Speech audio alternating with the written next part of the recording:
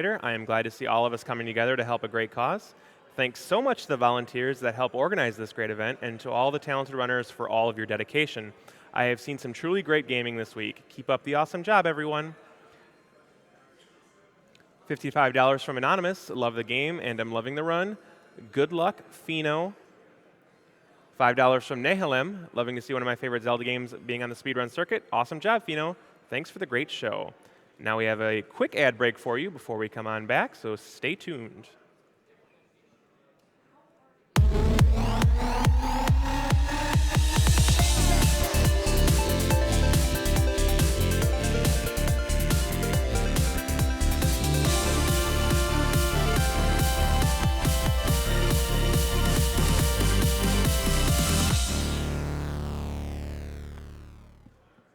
I'll do a couple more.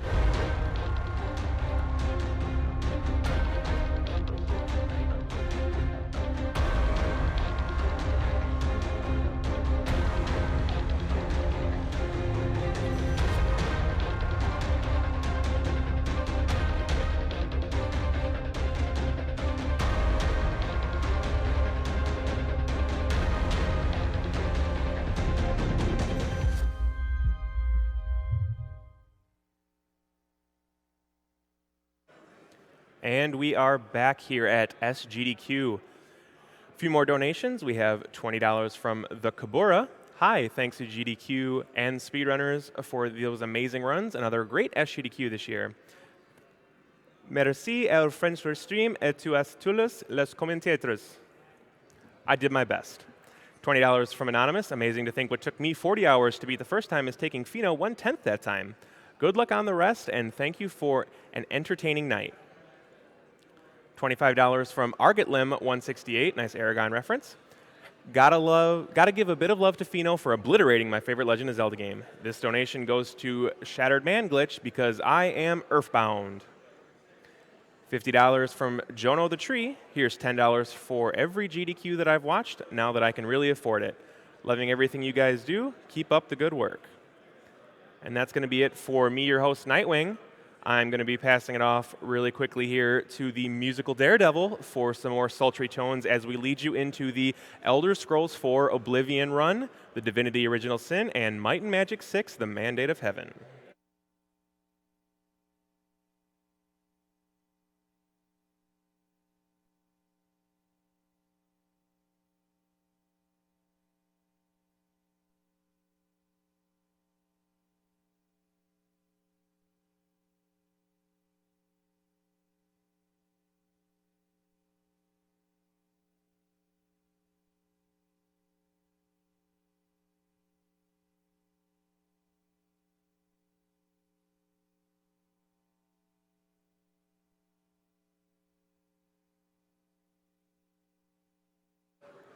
All right, thanks, Nightwing.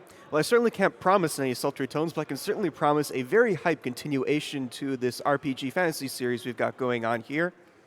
Coming up next is The Elder Scrolls Oblivion by Garish. Now, many of your viewers may remember back to SGDQ last summer in 2016 when we did the very quick 5-minute out-of-bounds version where we basically went through all of the walls and essentially opened a door to the very end of the game. This time we are doing no out-of-bounds, which of course takes much longer, but I can promise you that this game will be just as broken as it was last time.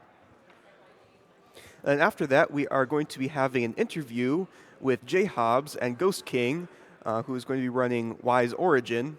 Then we'll be continuing on to Divinity Original Sin, which will be a co-op run with Shaddix and Dr. T. Chops. We have many bid wars open for all of those games. For Divinity Original Sin, any percent, we have a bid war for the character name. In first place currently is Dat Boy with $1,295. In second place is 9S with $1,285.10. That's new. And it looks like these totals have just updated, so let me refresh the page.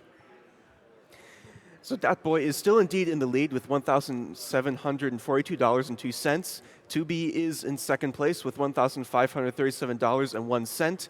And 9S is in third place with $1,479. We are only going to be choosing the top 2 names for Divinity Original Sin, so get your donations in if you happen to like the name 9S.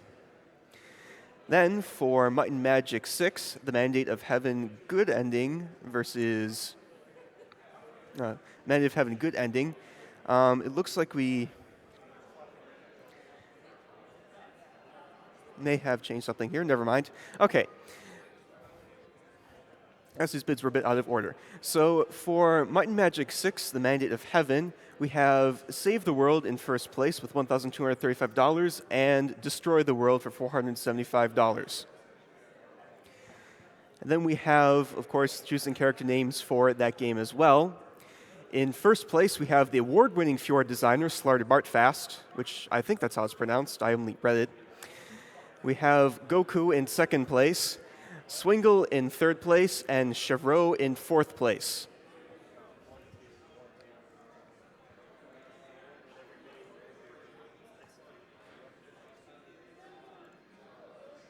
For those of you who may have just joined us, we are raising funds for Médecins Sans Frontières, Doctors Without Borders.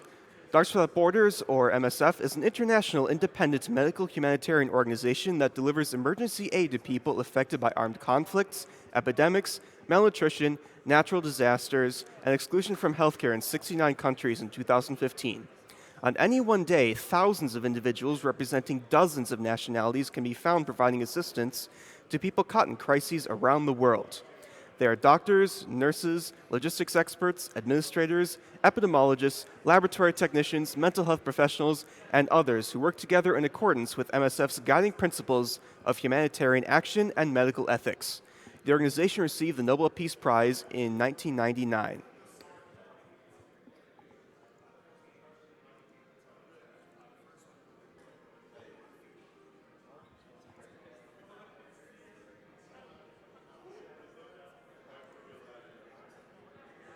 We have $10 from Arcade Life. I have watched GDQ for years on YouTube. Last year was my first GDQ Live, and this is my first time donating. Good luck to everyone running and also behind the scenes making GDQ possible. Money goes to Kingdom Hearts Lingering Will Fight.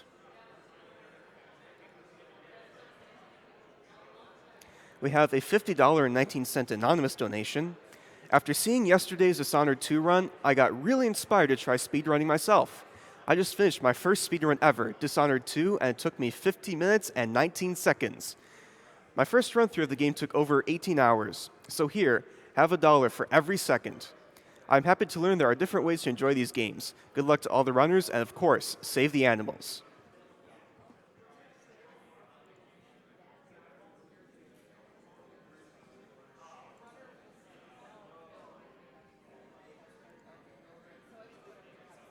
We have $50 from Ben Pack, who just says, keep having fun. Oh, we sure will, Ben Pack.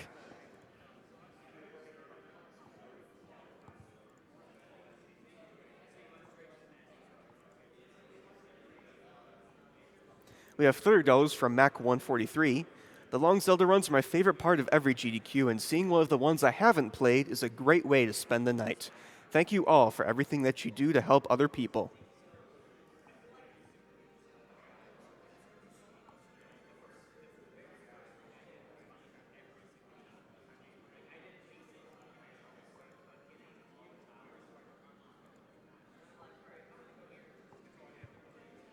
We have $50 from Chaotix. My fourth donation of my 7 planned. Love the interviews with the behind-the-scenes folks. Really helps to understand just how much work is going on that we don't see. Money's to reader's choice of an extra content incentive.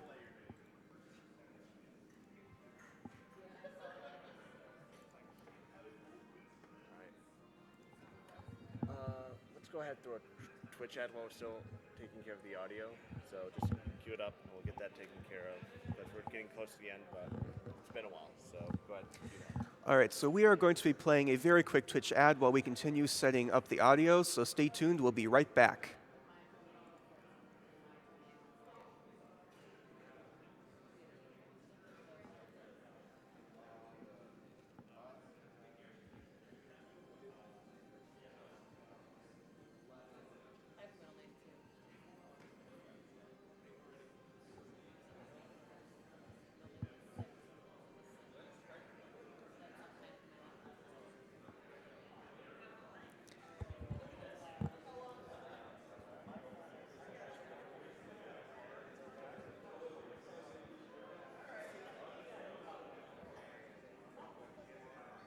We're playing a Twitch ad right now.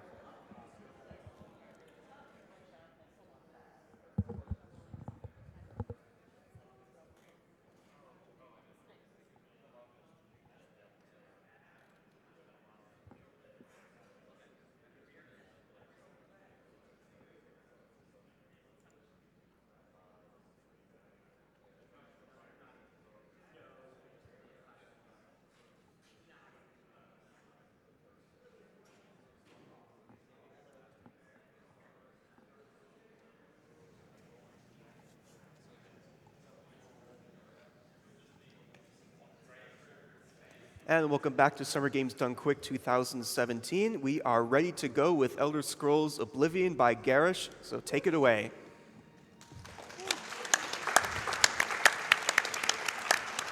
Oh, who controls the time, by the way? The gods. The gods? Okay. Okay, you. Okay. Time starts in 3, 2, 1, go.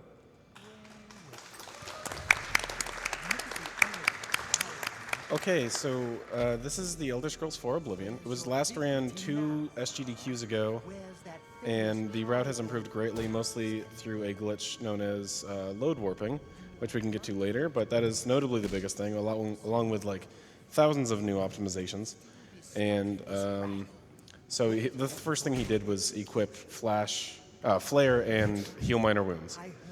And so that's just he can heal, and so he can use Flare to aggro a few enemies and kill them as well. Not much we can really do at the beginning here. It's pretty slow, but it will speed up very greatly once we get out of the sewers. I guess we could do a little roll call then. So Yep. I'm Garish Goblin. The fun cannon. I'm Bubbles Del Fuego. I'm his bolts. And interesting enough, Garish has world record, Fun Cannon has second place, and we are tied for third. That's pretty cool. Oh, you can mention what happens right here. And the first trick is right here, actually. So we try to actually pickpocket the guard while we're already in jail, and that makes them very confused because you're already in jail, though they do have to catch you first. Which, you're not actually catching him. Sometimes it could be a little finicky if the guard doesn't There see we you. go. Yeah. Yeah, there we go. So they try to arrest you while you're already in jail, so they can't actually do that. But it just brings all the NPCs in the room much, much faster. Yeah, it saves like 10 seconds. And he did a little flare there. The spell, not like artsy stuff. And to like begin the aggro on him, so he only needs to do 4 punches now, which normally takes 5 attacks. You aggro them to make them run faster, because normally they walk very, very slow. Oh, the 3 hit in the... Oh. And aggro one of them makes all of them aggro on you, so you can just aggro one and then run ahead, and the rest of them will carry. The one that matters here is Reynold. That one, as long as she's out in front, it'll spawn out these 3 enemies, and then once they're all dead, it just progresses the story as fast as possible. And they'll spawn right there all the time, always. And the game is run on the easiest difficulty and make sure you one-shot them pretty much every time. And once again, you're just getting them ready so they're 1 hit away from being aggro. Sometimes, even though you'll do 3 fireballs, he'll still be 2 hits away.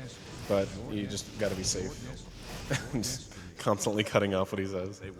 Yeah, so here coming up is actually one of the only orange, like pure RNG sections. This wall can break pretty fast, or it can break 5 seconds late. And looks like we got the fast one.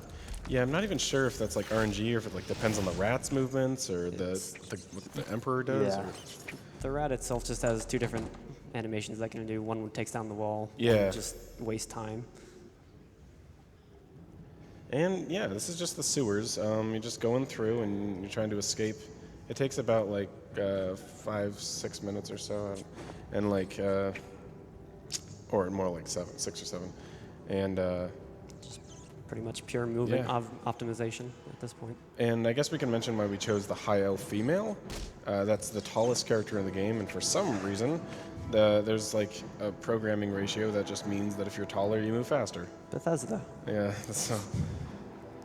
And that's about it. So just clearing through the hallways, knowing when the audio is going to come so you can see him tilt down to click continue. It's extremely highly optimized, and the time goes down really, really far by Goblin, just completely coming into the community and owning it. I think he's done that before with a different one as well. But yeah, this is, you just start, you try to get good RNG, you try to get good aggro, you try to get good enemy kills, and then you just walk for a little bit, and then you do it again, and then you start getting drugged up. Yeah, this first section is definitely the worst part of the run, I would say. Yeah. It's just really boring. There's really nothing much going on. Once we get the drugs, things are gonna get way more interesting. Yes. All right, and now we're back to probably the most like troll part of the sewers. Easily the hardest. Yeah, it's not even like a difficulty thing, really. It's just The like game can just completely screw you. you can only get so good at this part, and then yeah, people have to run a certain amount. You have to make sure, like right there, enemies just run around and you miss. Oh god, there we go. So you actually do want to keep the... I actually want to hit Glenroy here because he can do some weird things if I don't. Yeah, you wanna, if you hit him, it somehow makes him not mad at you anymore, and then it stops the aggro of the future patch of enemies that are trying to attack you, which you don't want them to be aggro because the Emperor won't talk to you right here, and the Emperor needs to stand right there to talk to you. And we just picked the Steed there because it gives a little bit of a speed boost. Yeah. You may as well. And we're playing on patch, I think, 1.0. 1.0 is the fastest. Because right here we'll be picking up some arrows in a chest. So we're going to aggro them again so they start running, as usual. I don't know why he didn't keep his aggression, but... Yeah, Uriel de-aggroes completely if he gets hit by one of these agents, actually, so that's the reason, I guess. Playing on the easiest difficulty, and it's just flare. It's not. You may like. I get asked a lot of stuff like, "Why are you so strong?" It's just play Oblivion on easy. But that's not what makes this run hard. Don't worry about it. You don't kill that many things. And so yeah, that was actually pretty good. In regards to they didn't get stuck or no enemies didn't come at you or anything. And you can push the NPCs a little bit, make them go a little bit faster. All right, who wants to be the one to explain duping? I'll take it. So, when you equip arrows on the earliest patch of this game, especially when you're in the middle of an attacking animation at the same time, the game remembers the number of the arrows, so you can actually drop something else and it will drop the number of the arrows for whatever reason. So you can also do that with scrolls as well, and that's the one that hasn't been patched. So you have to down patch for arrow duping, but not for scroll duping, but that pretty much takes care of everything we need for the rest of the run, outside of a couple other things. Yeah. So he gets a lot of Flashbolt and Chameleon. He doesn't need Chameleon, but he just needs another scroll to dupe the Flashbolts in the first place. And so he has a lot of Flashbolt. That's his damage for the run, Flashbolt, because it does like 27 damage or something per hit. I think that's right. And Oops. That was the wrong guy, but hopefully that doesn't matter. He's fine. he duped a lot of lockpicks as well, because every door that he has to unlock, he will just jam lockpicks into it aggressively until it opens. And then, so sad, the Emperor died. Couldn't save him. Yeah, you spend plenty of time talking about how you're grieving him. Nightblade is actually the fastest class. It gets you both athletics and speed, I believe, something along that lines. But it's the only default class that actually gives you both. And yeah, as soon as we're out of the sewers, we're gonna head to the outside area and get some skooma immediately, which gives you a strength and speed attribute, which lets you carry a lot with strength and also lets you move fast, which is good because we're gonna have like 400 skooma, which is gonna normally weigh you down because they each weigh half a pound. And oh, we're going to Bravel to do it. Okay. Yeah, there are two guys who sell skooma in this game.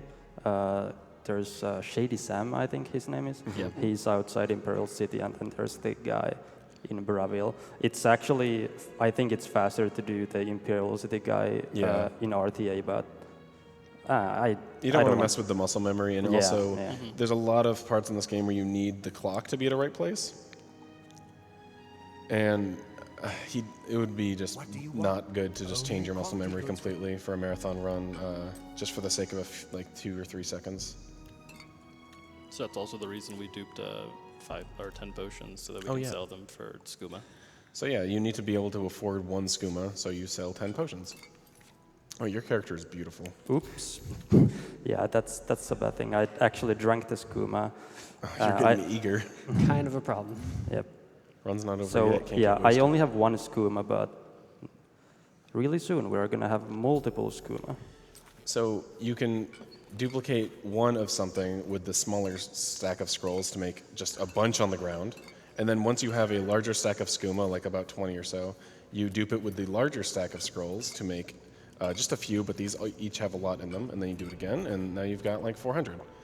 And so he also bound it on his hotkey. So he just like consumed like 4 or 5 from his hotkey. And you can do 5 max from 1 spot at a time. And then, but the fastest way to go, as we'll see right here, is 4 from the hotkey, and then going into the inventory and using 4 again to be using 8 at the same time. And this is called an 8 stack. And we'll be moving roughly this speed throughout the entire run as long as we're on the ground. But when we're in the air, we can gain a lot of speed by bouncing off objects sometimes.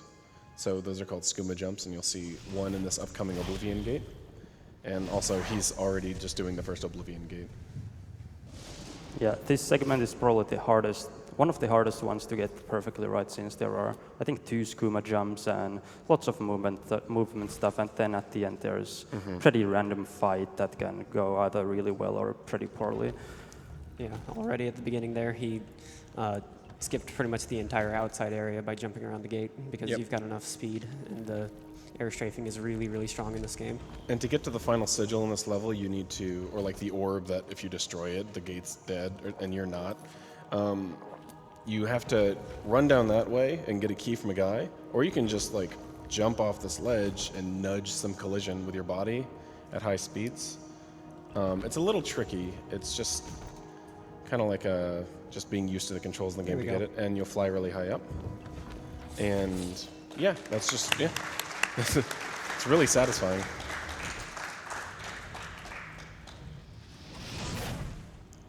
And right here, we'll be setting up our first, second, yeah.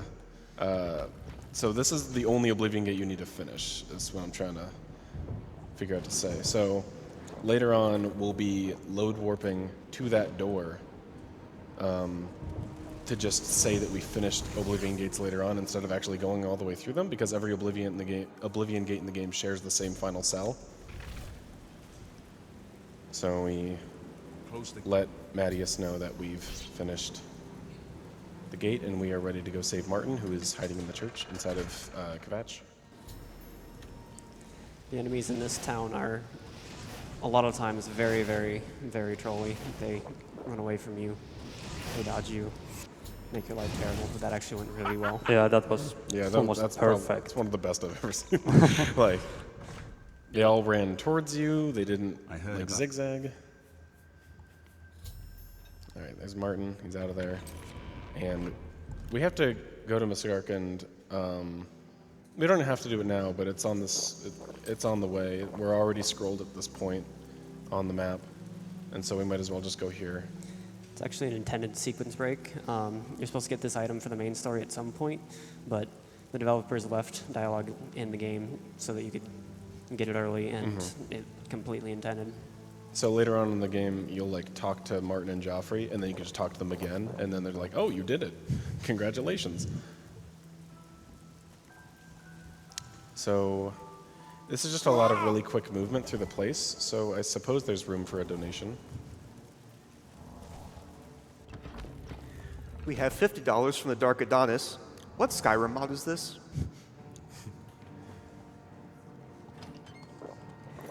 We have $15 from Rodvit.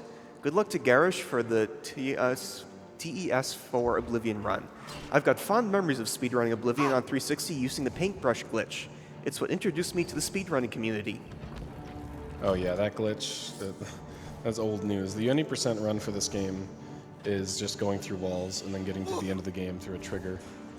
And this is the no out of bounds. It's a really fun and competitive category, and it just takes a lot of like mental focus. Yeah, nobody likes any person. It's just way too fast. The clips are super random. Yeah, you don't like it, but you played it like 4 times and got murdered, so. I guess so. And here's the first load warp.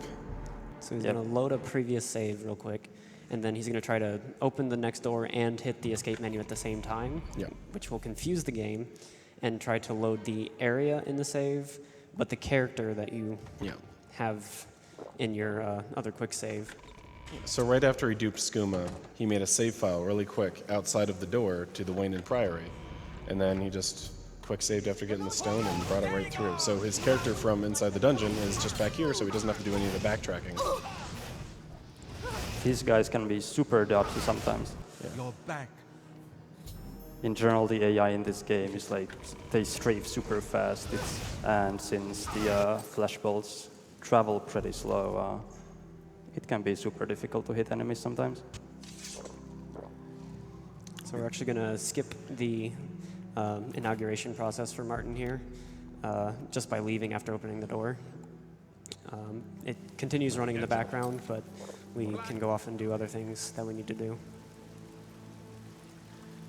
And yeah, during this time, we can spend some time just completing another quest early before we need to. And we're going to get a Daedric item. So right here, we're going to go get the Umbra. And for this to be like a legitimate Daedric item, we need to do a Daedric like shrine quest to get it. So we can't just pick up the Umbra, which in itself is a Daedric item. We can get the Umbra to trade it for a different one, though. So we're going to get this and then trade it in for the Mask of Clavicus Vile. And which is in itself is a bug and a sequence break. It's supposed to be level 25, I think, to be able to start the quest. But by getting the sword first, it still gives you the completion objective for the quest. And so the save file that he had before going in there, he got the sword, quick saved, reloaded the save file that was outside, interacted with the door while he paused, and then when he was in the pause menu, he loaded the quick save. It's kind of like hard to follow, but it's really simple. And so he's got the sword, and he's running back up here to the shrine, which is conveniently right next to it. You approached. And he needs to actually set the flag so he can speak to the shrine in the first place. And probably the best skip in the game, dog butt skip. Dog butt skip, found by Yimmery Yams. If you talk to the dog, specifically on the statue, it gives you none of the dialogue. You normally have to wait like a lot longer and go through some more dialogue, but if you talk to the dog's butt, it just lets you just get straight to the point. It is good to. And he's gonna go collect a bunch of books, but before he does that, he wants to make sure that he can get back here without having to fast travel and run up every time. So he sets a load warp location for that. And one thing to note about load warping is not every door actually works. Sometimes if you load warp into an area, certain things despawn when they shouldn't. Yeah. Especially NPCs' clothes, but sometimes doors as well. So you can get into pseudo areas. Good work. So at Wayne and Priory, he made that save file on the outside, but if he made that save file on the inside looking out, and he did a load warp, and he was leaving the building upon that, the buildings would be there, but no collision, and it would just be funky. Here's actually going to wait until about the time that shops start opening, because the next thing after Tarmina here, he's going to have to actually interact with his shop owner.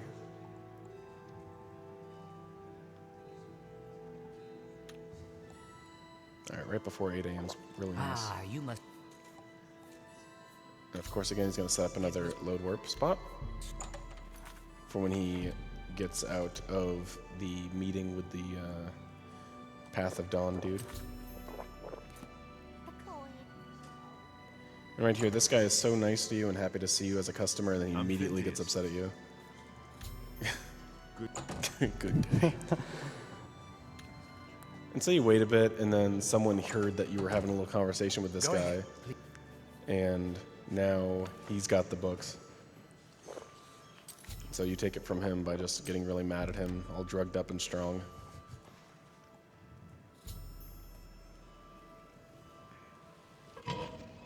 And we just couldn't wait to get back into the sewers again.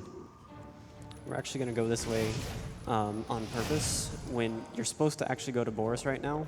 But if we did do that, Boris would take forever to actually get through the sewers. He tries to kill every single enemy.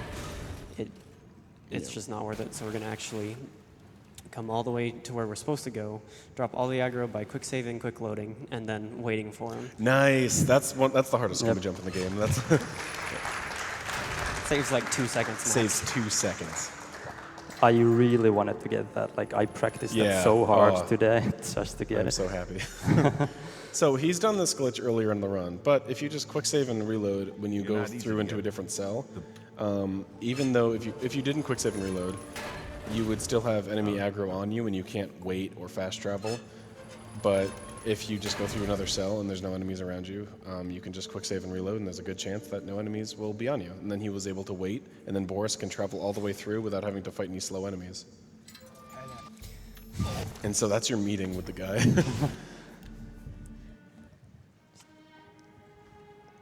You got the last book. It can be pretty hard to do this. Open the door and pause the game at the same time. I don't know if it's frame perfect, but probably pretty close to that. Yeah, we found it to be a lot easier with like a mechanical keyboard type. Yeah. And as long as it's between, I think, 11:45 and 12:30, or something like that. It's around there. Then you'll be able to mark. That's why that's the only reason really in the run why time is important. You can be super vague everywhere else, but you need that to line up specifically, because if it's like 11:35, then you either have to fast travel somewhere else and come back, or you have to just stand there and wait for like 10 in-game minutes, which is kind of a while. It's like a whole minute. So yeah, now he doesn't have to worry about time anymore.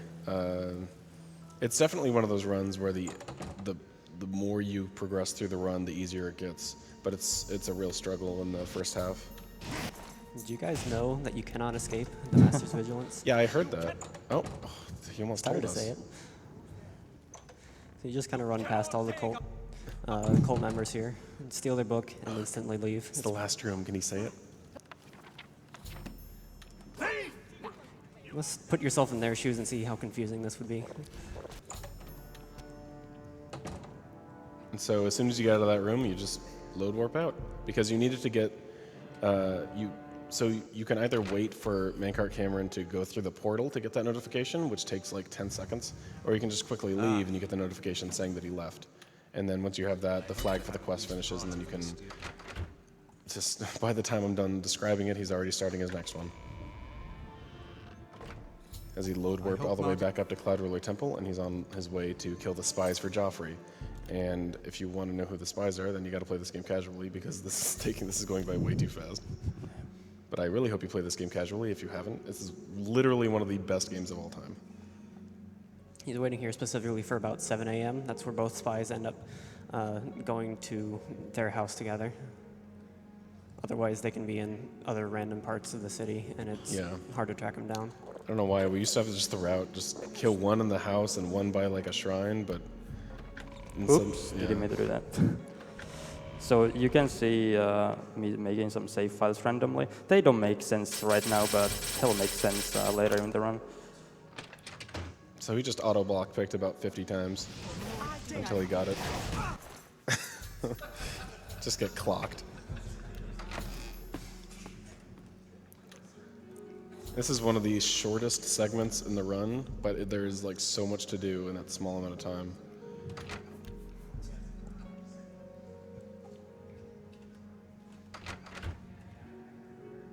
And now Brumagate, I think one of the biggest recent discoveries in this run was the Brumagate skip.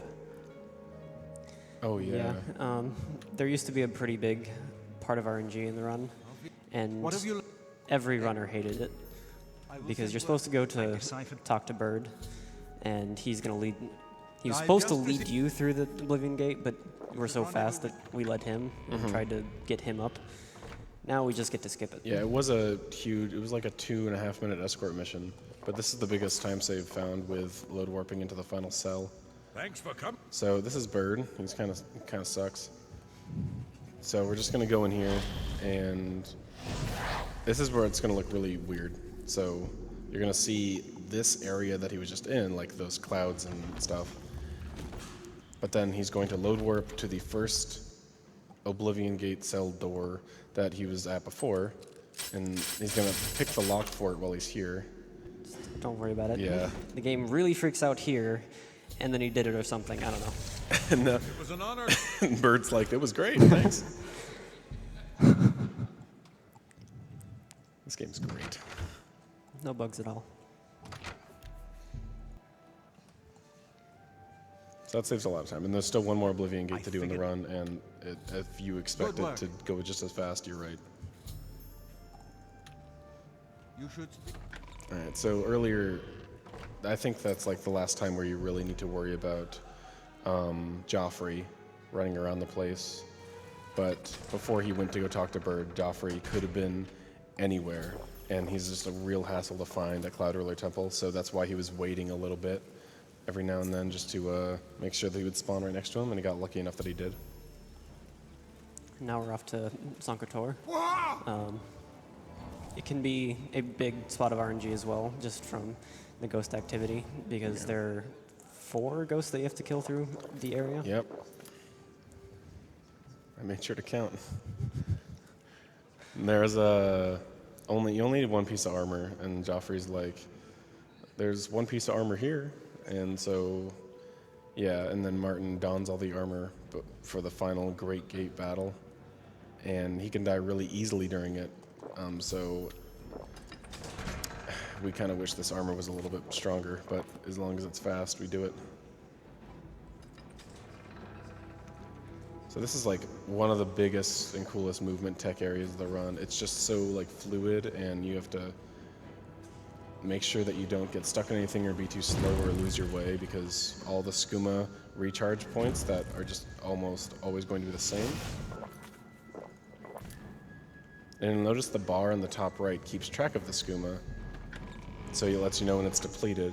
And there's like a fourth of a second where you can reconsume skooma from your hotkey, and you won't stop moving. And it's really hard to time that, but as long as the fluidity keeps going throughout the entire run, it can really make a difference in your time.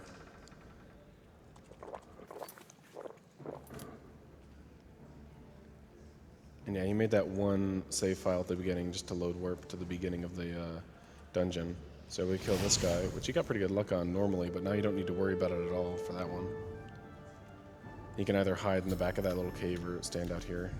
You need to make sure not to do the load warp until you get the quest update there, or else I don't believe it happens. Yeah.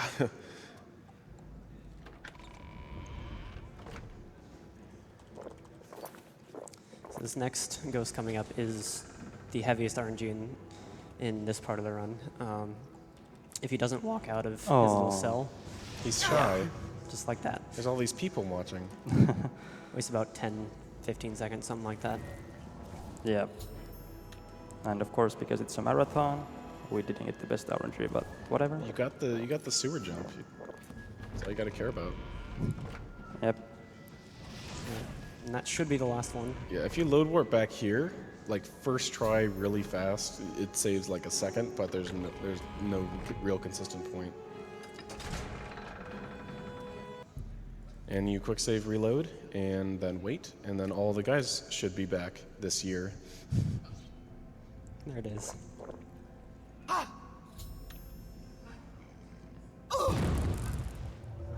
Alright, got the armor, and then load warping back to Cloud Ruler Temple. Quick saving, opening the door and pausing, loading the quick save. And then the quick save is on the other side of the door. My program. And then Martin's like, oh, we got a piece of armor, we are ready to go.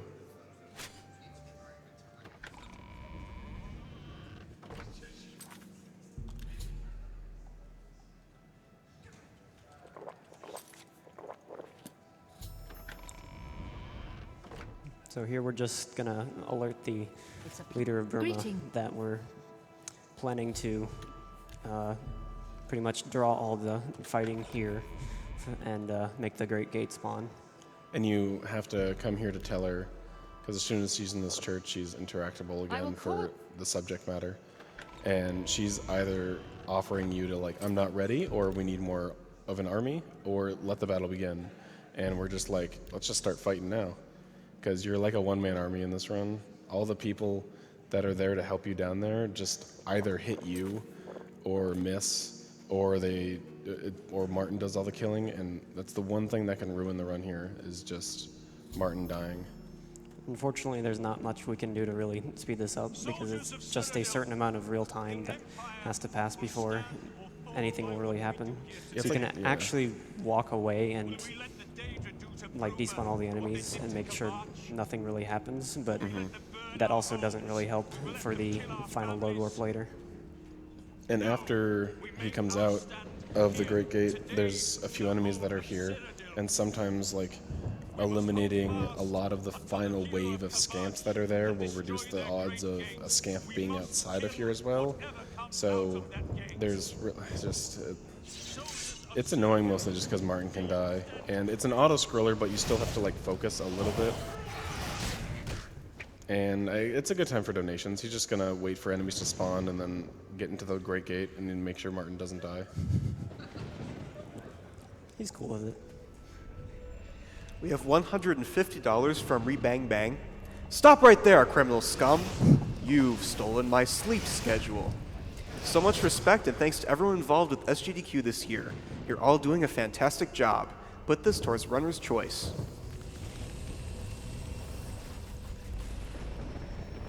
We have a $15 anonymous donation. My friend lent me his copy of Oblivion. 7 years later, and I still haven't given it back. Hopefully this donation will ease my guilt somewhat. Good luck on the run. Hope it doesn't take 7 years.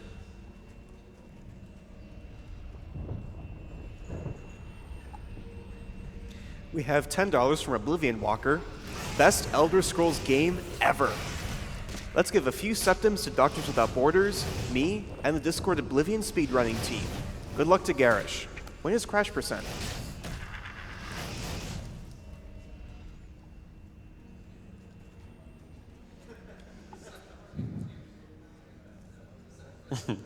So yeah, you can just punch Martin if you want to, and then run up to a rock, and the Martin's going to try to attack you the whole time because he's aggroed, and it's a guarantee that he'll stay far away from the enemies. But it's not only is a lot less action-packed, but you'll have to come back down here when there's a lot of enemies.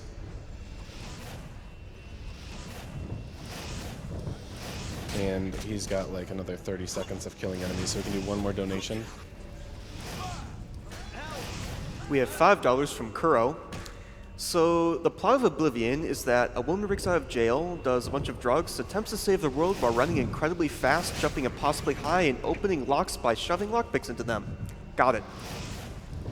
I'm not even sure if the character is aware that he's saving the world. Let's be honest He here. skips past all the dialogue. And here, if you saw what we did with the Brumagate, the exact same thing is happening here. So yeah, the quick save as soon as he gets in here, and then reloading the door to the cell of the first Oblivion Gate you were in Kavach, and they all share the same point. And then lockpicks it. And here we are. We don't even have to like run up and get the orb at the gate. It just finishes it for us. Because the one that we're warping to is already finished. Oh, there goes Martin, I guess. Poor guy. He's just sleeping though. It's okay. Is that... Yeah, it's fine. It's It's fine. fine. Oh, okay, okay. Oh, okay. There we go. That's fine. We won. We did it. See, he was only pretending.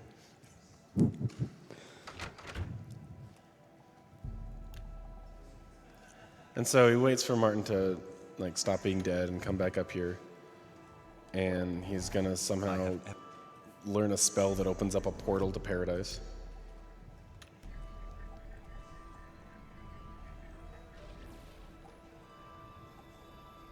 And this is where Mankart Cameron is. We have a lot of skooma this run. Yeah. Usually you only have like 400, but for some reason I made like 5.5.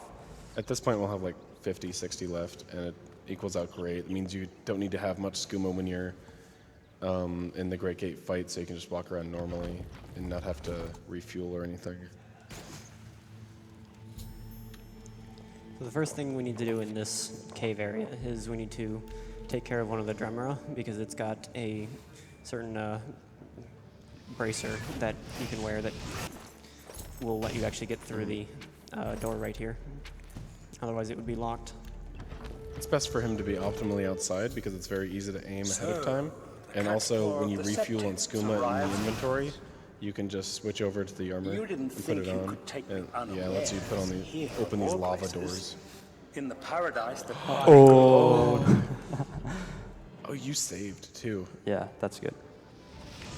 Do you want to kill him? you didn't think you could He doesn't take need to die. As long as he just doesn't talk to you, you're Yeah. good. Okay. in the paradise that Right, much I better. created. There we go. Ran out of skooma right over the hole. Yeah. It stops you dead in your tracks. You don't get to trail your movement, even if you're midair. It's not how physics works. It just, you stop.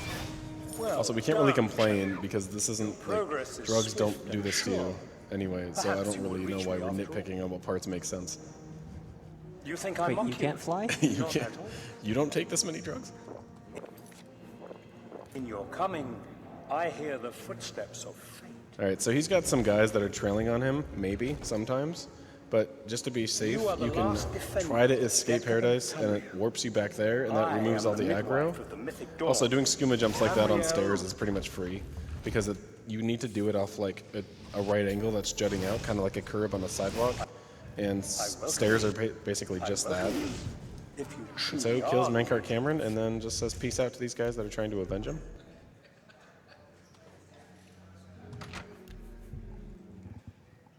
And now it's just the last part of the game coming up. Blade, you found. Alright, so we killed Mankar Cameron, got his stuff, and now Martin is going to save the world.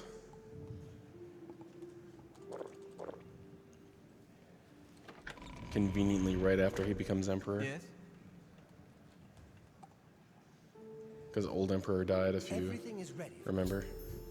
I've been expecting. Martin This is actually one of the only places where quick save, quick load is actually used to skip dialogue.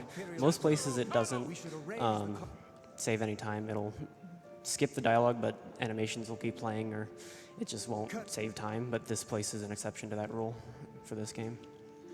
No.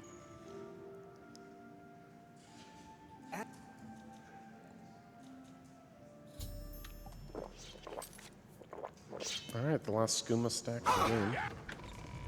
And just heading into the final area, and suddenly everything is just burning and dying. And you'll see the biggest creature in this game, which you can't fight. So thanks Skyrim for giving us creatures that are big.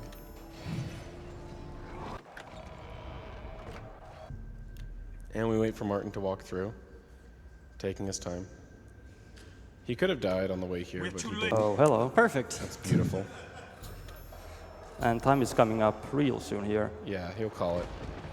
And I do. time.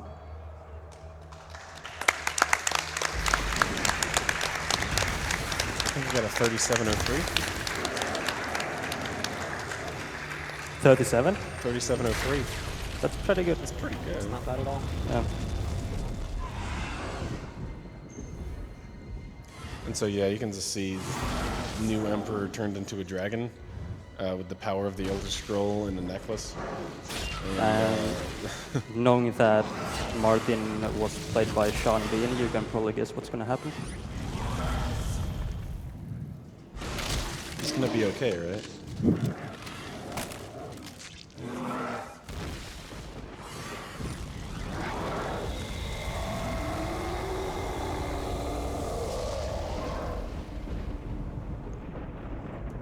Like, you think everything's gonna be okay, but then it's like the dragon just turns to stone. Like,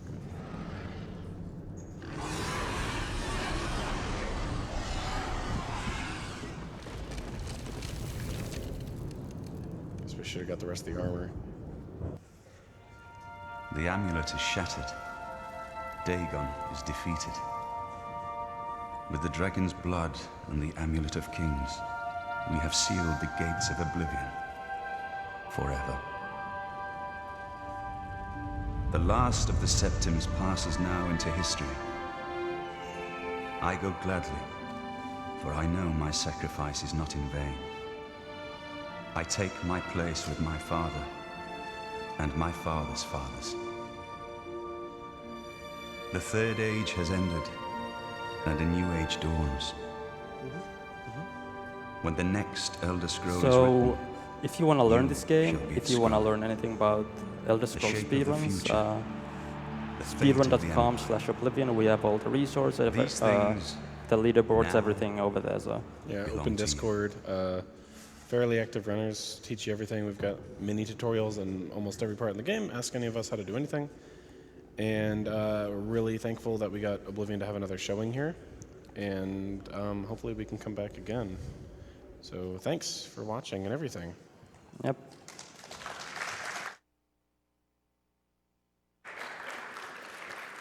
All right, great job on the run, Garish. And as Bubble says, you definitely